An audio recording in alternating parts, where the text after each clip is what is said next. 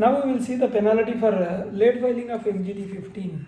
This is ROC Coimbatore order dated 6th January 2026.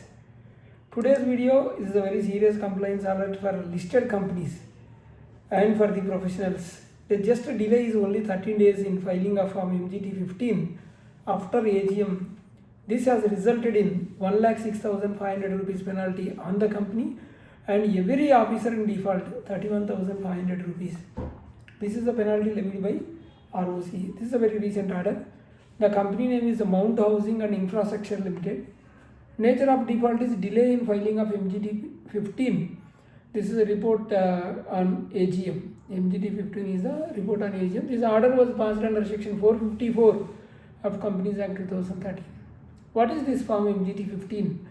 MGT-15 is a mandatory filing under section 121 subsection 2 of the Companies Act 2013. It contains the confirmation that AGM was held, date, time and venue of AGM, and voting results, scrutinize the report for listed companies.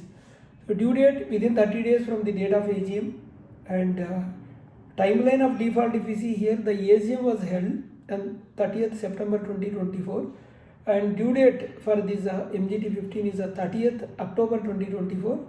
So the actual filing date by this company is 12th November 2024. So the delay is 13 days. So even though the delay was less than even 2 weeks, just 13 days, so it triggered statutory penalty. You see the legal provision section 121 subsection 3 of Companies Act 2013. If MGT-15 is not filed within time, then on the company the penalty is 1 lakh, that is a minimum, plus 500 rupees per day for continuing default. So maximum it can go up to 5 lakh rupees. And officer in default 25,000 is the minimum, and 500 rupees per day, the maximum it can reach up to 1 lakh. So this section leaves no discretion to ROC. Once default is established, penalty imposed by ROC on this company. So 1 lakh is the base and 500 rupees into 13 days, that is 6,500. So total 1,06,500 on the company. And each officer in default, that is 25,000 is the base and 15 and there is 13 days delay, each day 500. So that is 6,500. So total 31,500 per officer. So here officer penalized is MD penalized, whole-time director, chief financial officer, company secretary. Independent directors were wrongly auto-reflected due to technical glitch, but ROC clarified they are not liable. Independent directors are not liable.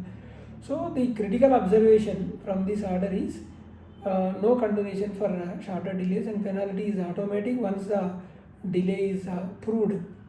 KMPs are personally liable. Penalty must be paid from their personal funds, not from company funds. So this is the key compliance lesson. AGM compliance does not end with AGM.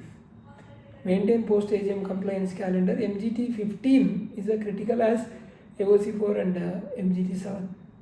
Delay even for 1 day attracts penalty. Company secretaries and CFO must cross-verify, because all KMPs are liable. Officer in default are liable. And the penalty must be paid within 90 days through MCA adjudication portal. Appeal lies with the ROC Chennai, and appeal period is 60 days from the receipt of the order. If they wish, they can approach to RD. This is what about delay filing and the penalty of MGT-15.